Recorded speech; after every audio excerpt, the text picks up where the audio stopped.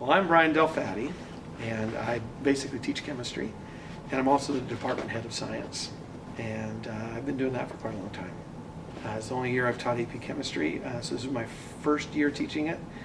Before that, I taught AP physics, but it had been a while since I've taught an AP class.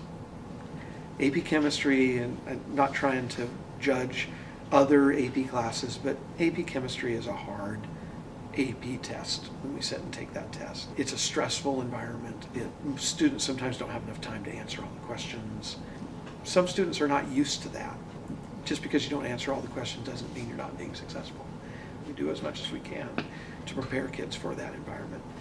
AP chemistry has been a little stressful for me, but I would say in a good way. It's a course where you have to be on top of the material. The students expect you to be on top of the material, and that's a little bit stressful. Probably the most stress is just that the class itself can be stressful to students, and I tend to take on the stress of the students a little bit. But I wouldn't say it's overwhelming. It's been fun. It's one of the great things about the class is that they get exposed to needing to be able to deal with that stress. Students get kind of a college level environment in terms of the content that they are learning, but it's still high school.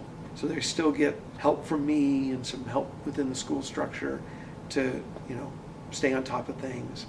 Best way for me to help them deal with stress is just to remind them that this is a hard class and they're doing the best they can, and it's not just about getting grades all the time. It's a great experience. Whether you get an A or whether you get a B, don't be afraid too much of what grade you get. Take it if you like chemistry. Obviously, a student that loves chemistry and knows that they're interested in it and has an interest in chemistry helps a lot. It also helps to be a little more independent with how you learn. They want to understand something better and they search for YouTube videos or search for understanding beyond what they're taught in class. Those students do much better than students that just come to class and expect to be spoon-fed information. You got to take on a little bit of it yourself to be more successful. It can be hard, but it can be very rewarding too. And there are so many cool things around our everyday lives that chemistry explains. And when we explain it in a more detailed level, there's a lot of satisfaction that comes out of that, and it can really help you understand the world around you.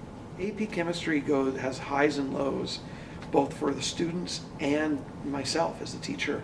We have amazing days that are really fun, and then we have days where it gets really stressful, and there's a cycle of stress and fun and stress and fun. And if you focus on the stress, sometimes it can be overwhelming, but it's not always stressful.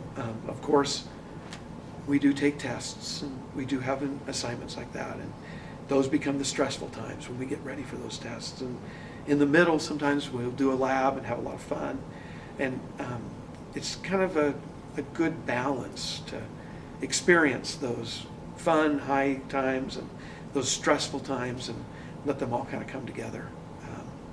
So hopefully the stress doesn't scare kids off, because when it's all said and done, I think that stress makes it worthwhile. There's a great sense of satisfaction when you're done and you look back at everything that you've learned.